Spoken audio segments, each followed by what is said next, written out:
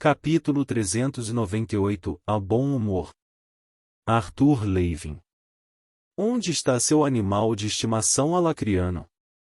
Perguntou Gideon, olhando ao redor com cautela como se Lyra pudesse pular das sombras de qualquer direção.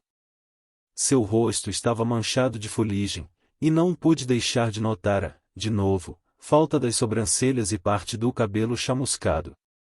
Não que eu queira que ela veja isso, mas onde você pode trancar uma retentora e esperar que ela fique? Ao lado dele, Emily me deu um pequeno aceno. Ela estava com o rosto pálido e tinha bolsas escuras sob os olhos, porém o fato de estar de pé falava do retorno de sua força. Fazia apenas alguns dias desde o teste de concessão, e eu tinha certeza de que ela levaria mais uns dias para se recuperar sem a regalia de Ellie. Eu tinha um dos cofres do Instituto Earthornum pronto para ser uma cela, falei, parando diante dos dois inventores. Regis e Mika estão vigiando enquanto ela treina minha irmã com o uso da regalia. Ele bufou ao se virar e começou a se afastar rapidamente. Estávamos no andar mais baixo de Vildorial, cercados por moradias de pedra recém-construídas. A destruição do ataque das foices já era uma memória distante, ao menos no sentido físico. Ainda podia-se ver a ameaça de ataque nos olhares furtivos dos anões e elfos que se movimentavam, na maneira como evitavam pequenas conversas e nunca deixavam as mãos muito longe das armas. Era com sentimentos mistos que via um pouco dessa tensão derreter sempre que me viam, a minha presença reforçando a coragem deles. Você deveria deixar todas as 3 lanças com ela, no mínimo. Ele continuou depois de um momento, enquanto nos levava para um túnel estreito conectado a alguns antigos poços de mineração. As lanças não são minhas para ordenar, apontei. Um pequeno menino anão acenou com um enorme sorriso no rosto redondo, e levantei a mão em resposta. Byron fica ao lado de Virion quase o tempo todo, e Virion tem estado ocupado cuidando de sua multidão. Com Dikaten voltando ao nosso controle, ele conseguiu alcançar mais elfos espalhados pelo continente. Eles estão tentando descobrir quantos restam, disse Emily suavemente, a voz rouca de emoção. O mesmo desespero que se agarrava às palavras dela arranhou a parte de trás da minha garganta, e tive que tossir para soltá-lo. Brigas eclodiram em Calber, e Varai foi ajudar. Pelo visto, alguns dos soldados que fugiram de Blackben chegaram lá e os avisaram do que estava acontecendo. Em vez de se render, os altos sangues encarregados da cidade a bloquearam. Mais uma razão para seguir em frente com meu outro projeto, insistiu Gideon, andando rápido, apesar da fraca iluminação. Esta guerra ainda não acabou. Não acabou, pensei, considerando o que viria a seguir. Eu estava tentando me colocar no lugar de Agrona, usando tudo o que sabia a respeito dele para avaliar o seu próximo passo. Se Quesis cumpriu a parte do nosso acordo, então era minha esperança que tivéssemos visto a última batalha em grande escala em solo de Cateano, e era possível, talvez esperançoso demais, que o Vritra descartasse o continente e voltasse o foco para Efeltus. Entretanto, um elemento em particular tornou esse curso improvável, e eu ainda não entendia como ele havia chegado ao seu conhecimento da reencarnação ou como pudera procurar o legado por mundos e as 2 âncoras necessárias para manifestar o seu potencial pleno neste mundo, eu e Nico. Todavia, não importava como ele tivesse feito essas descobertas, a implementação delas não seguiu o planejado dele. Reencarnei no continente errado, no corpo errado, e ele foi forçado a procurar fora de seu próprio domínio por um receptáculo. Em vez de ser uma âncora sob o controle total dele, me tornei seu inimigo. Através das ações da própria filha, me foi dado o único poder neste mundo capaz em potencial de enfrentar Agrona e Quesis. Eu não tinha nenhuma ilusão de que qualquer um deles deixaria isso passar batido. Quesis estava disposto a trocar favores por conhecimento em uma aliança tênue, mas Agrona sabia que o senhor do clã Vritra não deixaria de querer o que eu possuía. A ideia de fazer uma barganha semelhante com ele e uma troca de conhecimento etéreo por seu voto de deixar Dikaten em paz passou pela minha cabeça. Contudo, após muita consideração, também sabia que não havia voto digno de confiança que ele pudesse fazer. Mesmo que decidisse correr o risco, não poderia entregar toda a população de Alacria, só porque Dikaten foi salva. Independentemente das intenções dele em relação a Dikaten, ele viria atrás de mim outra vez em algum momento. Eu não podia ficar sentado esperando que isso acontecesse. Esses e muitos outros pensamentos ocuparam minha mente enquanto mergulhávamos nos antigos túneis de mineração. Os túneis ficaram quentes e abafados, as rochas ao nosso redor irradiando calor e o ar denso com um cheiro sulfúrico de queimado. Passamos por vários veios exauridos de sal de fogo, os próprios poços abandonados por um solo mais fértil, até que nosso túnel se abriu em uma caverna muito maior. Andaimes haviam sido construídos nas paredes e grades penduradas no teto acima. Veios finos de sais de fogo ainda eram visíveis em alguns lugares, porém o baixo brilho era ofuscado por uma série de artefatos de iluminação brilhantes em uma grade no chão. Fiquei surpreso ao ver 5 homens e uma mulher, 4 anões, um elfo e uma humana, já esperando por nós. Estavam sentados em torno de uma mesa de trabalho desgastada e conversando, mas se levantaram em grupo ao perceberem nossa aproximação. Mestre Gideon, senhor, disse um dos anões. Ele tinha um crespo cabelo escuro e uma barba até a cintura. Crow, presumo que você tenha trazido o pacote aqui sem problemas. Gideon se aproximou de uma pilha de caixas de metal do outro lado da mesa. Claro, respondeu o anão, sorrindo. Fico feliz em enfim ver esses artefatos sendo usados. O inventor agarrou a primeira caixa, muito pesada, falhou de imediato em mexê-la mais de 1 centímetros e se virou para 2 dos outros anões. Vocês, arrastem isso para cá e abram para mim. Observei com curiosidade os 2 anões juntos erguendo a caixa superior para uma bancada separada para, em seguida, tirar a tampa. Um brilho de névoa de calor apareceu por um momento sobre a caixa aberta, acompanhada pelo mesmo tipo de brilho laranja escuro que iluminava os recessos mais sombrios do teto da caverna. Gideon pôs um par de luvas de couro pesadas, como as usadas em forjas, e enfiou a mão na caixa. Metal raspou contra metal, e então ele pegou um de seus artefatos, uma espada com uma lâmina reta de 2 gumes. Veias laranjas escuras onduladas rodopiavam e espiralavam pelo aço cinza opaco. Quando me inclinei para mais perto a fim de ver melhor, pude sentir o calor saindo da arma. A guarda era um pouco grande demais, quase desajeitada, com um punho bastardo que poderia ser empunhado com conforto usando uma ou 2 mãos. Ativei o Real em arte, e a caverna se transformou em um motim de cores, quando as partículas de mana se tornaram visíveis. Partículas de atributo de fogo agarravam-se à lâmina, dançando para cima e para baixo ao longo das linhas laranjas brilhantes. Uma forte fonte de mana irradiava do punho também. Ele estendeu a espada para mim, o punho primeiro. O couro escuro estava caloroso ao toque, porém não quente. Com cautela, corri um dedo ao longo do plano da espada, mas recuei quando o calor escaldante do aço infundido com sal de fogo queimou a minha carne. Ele bufou. Acho que vou ter que adicionar uma etiqueta de aviso ao cabo dizendo: "Ei, imbecil, não toque no aço quente brilhante." Ri, dando um passo para trás e balançando a lâmina, experimentando.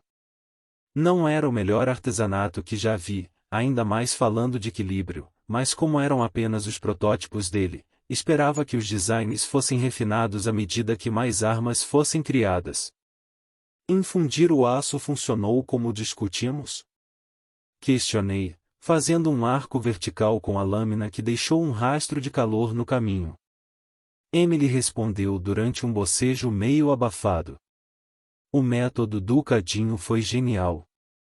Cobrir com sais de fogo o ferro derretido nos permitiu obter o próprio mineral quente o suficiente para liquefazer, e aumentar o teor de carbono do aço infundindo com ferro de alto carbono permitiu que os sais de fogo se fundissem ao aço, resolvendo dois problemas ao mesmo tempo. Sim, sim, a Prodígio fez isso de novo. Resmungou Gideon, embora pudesse dizer que ele não estava mesmo infeliz. No centro da bancada estava um gerador de escudo muito menor, como o que usamos durante o teste de concessão. Gideon o ativou com um pulso de mana antes de recuar e olhar para mim com expectativa. Vá em frente, toque a lâmina no escudo. Mais suave, ele acrescentou. Não precisamos de força esquisita de lança agora, só quero que você veja. Revirando os olhos, abaixei a lâmina em direção ao pequeno escudo de bolhas. Quando a ponta entrou em contato com a barreira transparente, ela sibilou e estalou, soltando faíscas.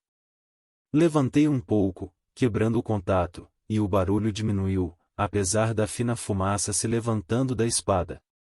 Sem esperar por mais instruções, a empurrei para baixo mais uma vez, com mais força agora. A mana inerente à estrutura da lâmina colidiu com a mana formando o escudo. Durou um segundo, dois, então. Com um zumbido estridente, o artefato do escudo perdeu energia e o próprio escudo estourou. Este é apenas um gerador de baixa potência, mas você viu? Disse Gideon, os olhos brilhantes. Os sais de fogo, mesmo nesta forma, continuam a atrair mana de fogo, criando uma força poderosa o suficiente para combater, e com força suficiente em até mesmo romper, os escudos de um mago. Levantei a arma para examiná-la mais de perto. Havia uma espécie de gatilho embutido perto da guarda desajeitada. O que isso faz?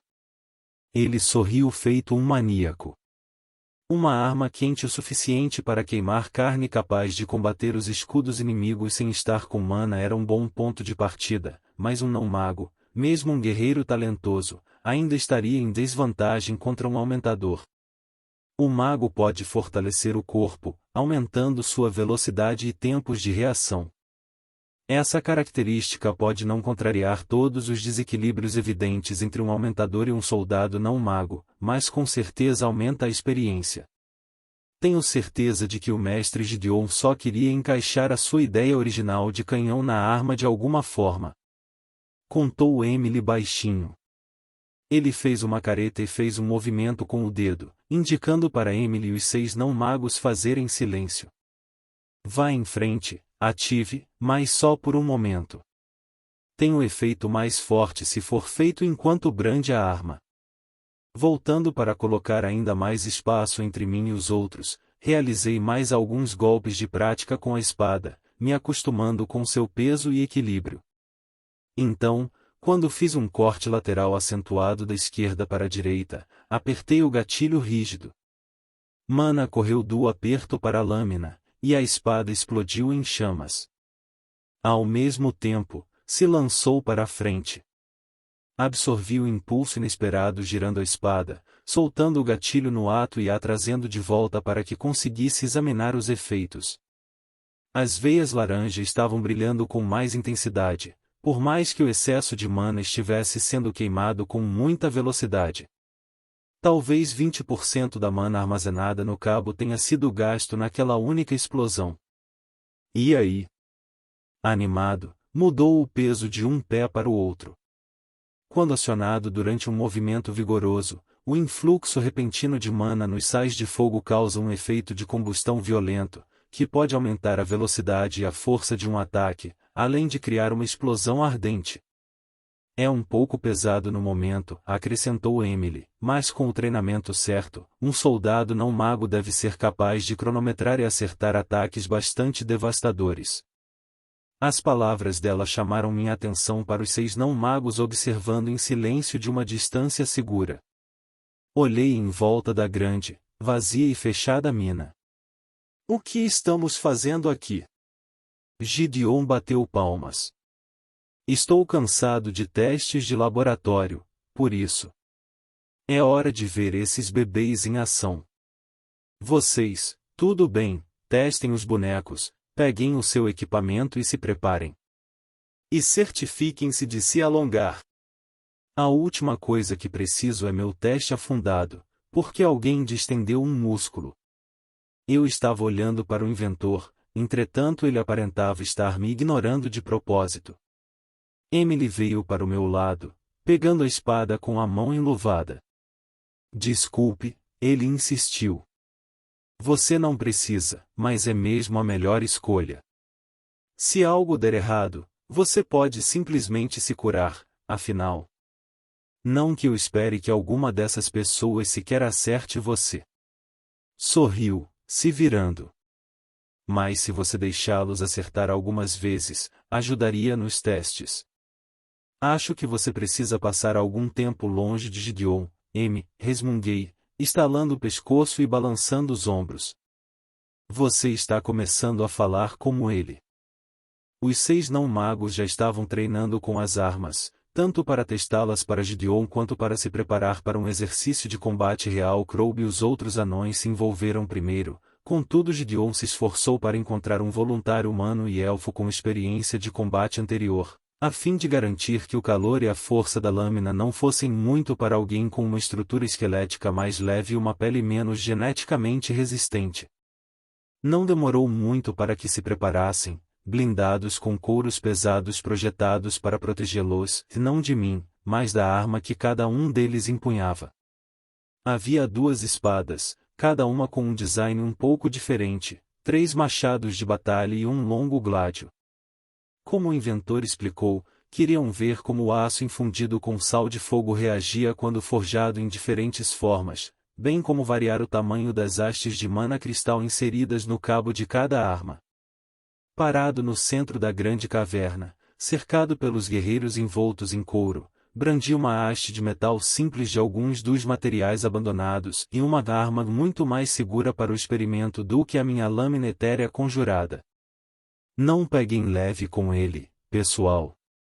Lembre-se, ele é praticamente mortal, então aguenta. Agora, vão em frente. Os olhos dele brilhavam famintos de onde ele havia se barricado atrás de um gerador de escudo muito mais forte. Ao seu lado, Emily estava escondida em silêncio sobre um caderno e uma pena, pronta para tomar nota de tudo. Troquei uma reverência respeitosa com meus oponentes, depois voltei a uma postura defensiva mais relaxada. O elfo foi primeiro, o gládio cortando para baixo e explodindo em chamas no momento em que Gideon deu o comando. Todavia, a força da explosão foi poderosa demais para o ágil elfo, ainda mais porque ele não conseguia fortalecer o corpo com mana, e o gládio foi para o lado, batendo no chão na frente de Crow, que havia pulado para a frente para cortar com o machado as minhas pernas. O anão tropeçou no cabo da arma do elfo e se esparramou. Me afastei da confusão, levantando meu pedaço de ferro para desviar um balanço da espada de um anão. Me certifiquei de controlar os movimentos, trabalhando para me igualar à velocidade e força dos oponentes, caso contrário, estaria arriscando quebrar ossos ou deslocar membros com bloqueios e contra-ataques. A espada de sal de fogo encostou na haste de ferro, depois explodiu em uma combustão que chamuscou meu rosto. A espada desceu, cortando minha arma em 2 pedaços e encarando o éter que cobria meu corpo. Com uma barra de ferro curta em cada mão, desviei a espada de lado e pisei em um machado, deixando-o ricochetear em meu ombro desarmado sem tentar bloqueá-lo. Em vez disso, joguei o antebraço no peito do portador, não o suficiente para feri-lo, mas mais do que o suficiente para mandá-lo voando de costas. A mulher humana pulou sobre o anão caído e trouxe a sua lâmina para baixo com as 2 mãos. Cruzei as barras curtas sobre mim para pegar a lâmina entre elas, entretanto ela acionou a explosão, criando uma explosão de fogo e um impulso que forçou o aço quente e abrasador através do restante da minha haste de ferro. Dando um único passo para trás, deixei o ponto brilhante da lâmina atravessar minha frente. Para minha surpresa, queimou a pele fina de éter que sempre me cobria e marcou uma linha na frente da minha camisa e na minha carne antes de bater no chão aos meus pés. Os olhos da mulher se arregalaram e ela começou a murmurar o que tenho certeza que era para ser um pedido de desculpas, porém as palavras nunca se manifestaram. Agarrado com firmeza em ambas as mãos, o gatilho ainda estava pressionado e a mana se acumulou na lâmina até vibrar. Antes que eu pudesse avisá-la para soltá-lo, a espada explodiu. Uma tempestade de chamas e estilhaços de aço nos envolveu. Saltando para a frente, enrolei meus braços em torno dela enquanto se balançava para trás, a levantando trazendo seu corpo coberto por couro junto ao meu. Os caminhos de éter revelados pelo God Step estavam zumbindo para mim antes mesmo de pensar em olhar, e pisei neles. Nós reaparecemos em um flash de relâmpago roxo, as chamas branco-laranja da explosão ainda em erupção atrás de nós. Fragmentos de aço quentes pingavam nas pedras por toda a câmara, tão quentes e rápidos que se enterraram nas paredes, no chão e no teto. Os outros mergulharam longe da explosão, se cobrindo melhor que puderam e sendo protegidos do calor pelo couro. A armadura não foi pouco eficaz contra os estilhaços afiados, contudo. A mulher em pânico ofegante lutando para arrancar o capacete de proteção forçou a minha atenção de volta para ela. Ela estava agarrando o capacete com uma mão enquanto a outra tremia no colo. A ajudei a jogá-lo fora. O rosto dela estava vermelho de esforço e calor da armadura, mas começou a empalidecer ao olhar para mim, horrorizada. Olhando para baixo, percebi que meu torso estava salpicado de pequenas feridas. A linha que ela fez no meu peito com a ponta da lâmina e as muitas perfurações menores se curaram, em alguns casos empurrando pequenos fragmentos da espada, que tilintou no chão aos meus pés. Depois de todo o nosso treinamento, Ugh, resmungou Gideon, saindo de trás do escudo. Regra número 2, não segure o gatilho. Alguém se feriu? Emily perguntou fracamente, olhando para uma cratera na pedra onde a espada da mulher estava.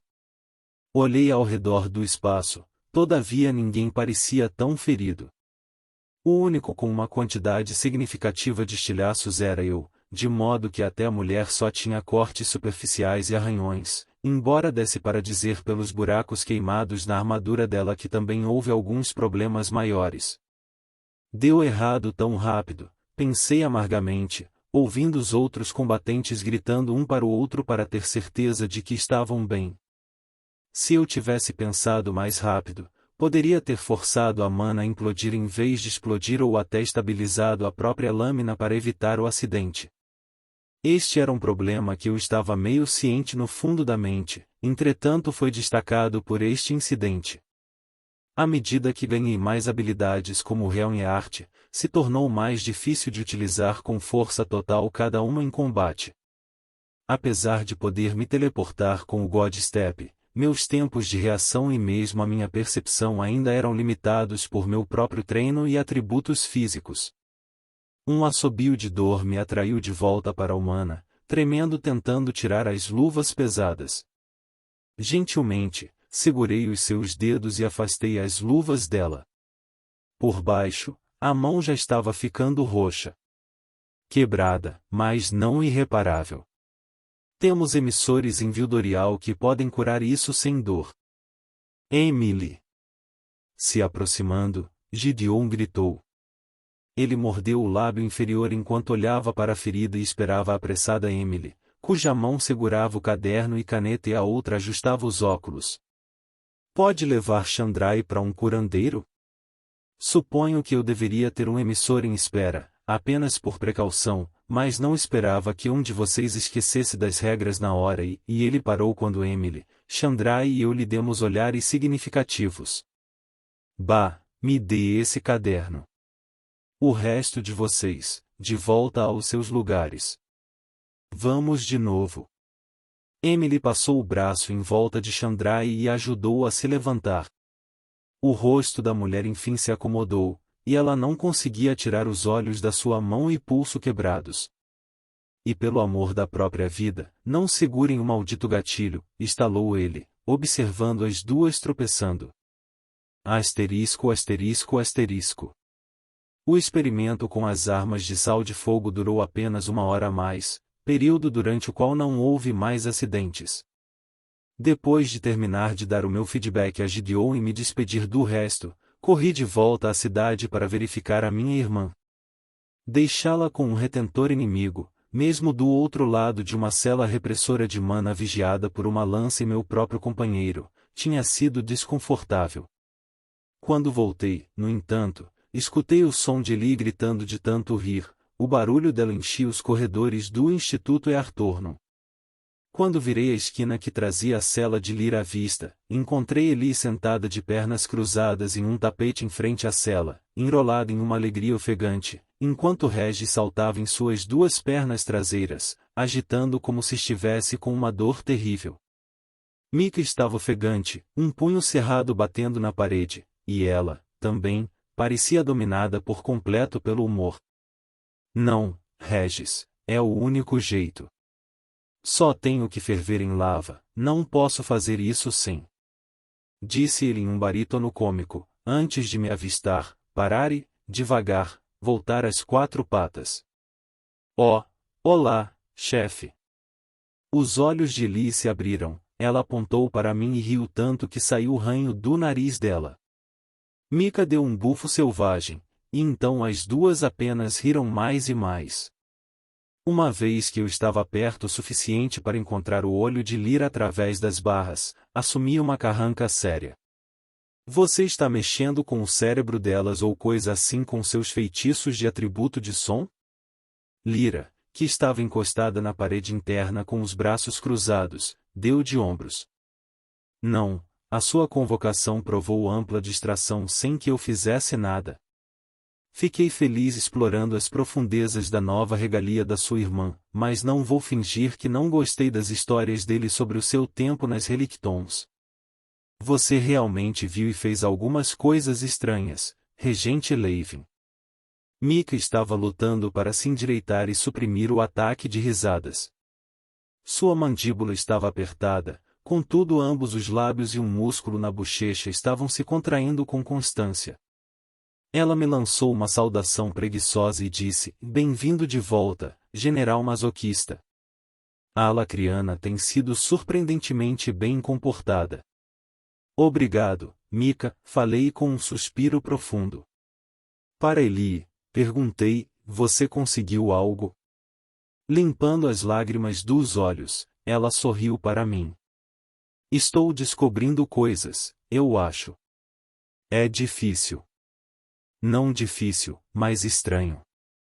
Como? Reaprender a usar magia desde o início. Mas tem todo esse poder lá, pronto para responder. Lyra acha que vou precisar me adaptar à regalia. Lyra se moveu para a frente da cela, parada pelas barras. Não tenho certeza se regalia é mesmo o termo correto. Essa sua capacidade de impactar a concessão é, e ela parou com um aceno de cabeça, os lábios se curvando em ironia. O alto soberano tiraria os próprios chifres para poder fazer o que você pode, tenho certeza disso. A runa que ela recebeu é poderosa, mais até do que as dos outros retentores ou das próprias foices. Para ser honesta, é demais para ela. O objetivo de dominar uma runa inferior antes de ganhar um brasão, emblema ou regalia é construir a força e o talento mágico de um mago. A maioria dos magos nunca recebe um emblema, muito menos uma regalia. Sua irmã, bem, eu não tenho certeza se poderá fazer uso desta regalia do modo correto. Isso exigirá um fortalecimento e clareação significativos do núcleo dela para o controle total. Além disso, como tentei deixar claro para ela, também é bastante perigoso. Se ela se exaltar demais, a runa pode esvaziar seu núcleo e prejudicá-la bastante. Não respondi de imediato, em vez disso, gastei um tempo para digerir as palavras olhando para minha irmã. Seu cabelo castanho acinzentado, da mesma cor que o de nosso pai, me lembrei, e estava um pouco desgrenhado. Enquanto a retentora falava, a expressão alegre saiu devagar do rosto de Ellie, agora uma carranca pequena, todavia determinada, fazendo-a parecer mais com nossa mãe. Não pude deixar de ficar incerto, tanto sobre Ellie, quanto sobre as concessões no geral. Ser capaz de esclarecer na hora o núcleo de um mago, qualquer mago em potencial, e conceder a eles o acesso a um feitiço poderoso pode mudar a forma como Dicata envia magia. Poderíamos produzir magos de elite em um ritmo inédito. Mas, para obter os melhores resultados do processo, eu precisava passar uma quantidade significativa de tempo com cada mago. E eu sou apenas uma pessoa, racionalizei, sabendo que isso limitou de maneira drástica a utilidade geral da ferramenta, ao menos agora. Além disso, passei tempo suficiente em Alacria para ver como a presença dessas formas mágicas poderia ultrapassar por completo a nossa cultura de magia. Havia benefícios, com certeza, porém os perigos potenciais eram tão variados e generalizados que era difícil ver tudo. Uma culpa profunda também já estava se infiltrando em mim por permitir que Ellie se envolvesse. Dei a ela esse poder, sabendo que poderia ser perigoso, mas ter uma confirmação tão clara de que ela poderia se machucar com facilidade me lembrou que eu era responsável por qualquer coisa que pudesse acontecer com ela. Olhei profundamente nos olhos castanhos dela.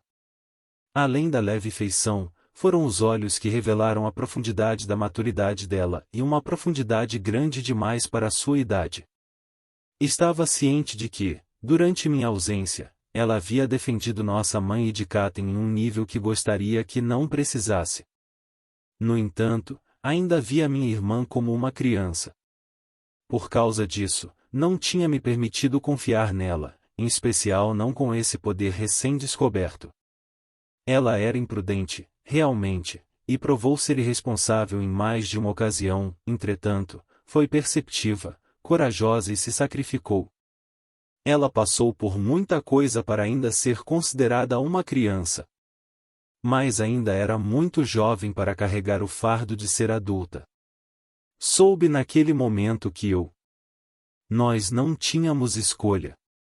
A própria Ellie já não se via mais como uma criança, e eu precisava parar de tratá-la como uma. Em vez de sempre me opor aos seus desejos, a forçando a um papel com o qual eu estava confortável, precisava me afastar e permitir que ela crescesse na direção que achava mais gratificante e confortável. Precisava de orientação ao invés de oposição. Segurei um suspiro e forcei um sorriso no rosto, depois estendi a mão para levantá-la. Ela pegou, pulando com energia. Vamos, caminhe comigo um pouco.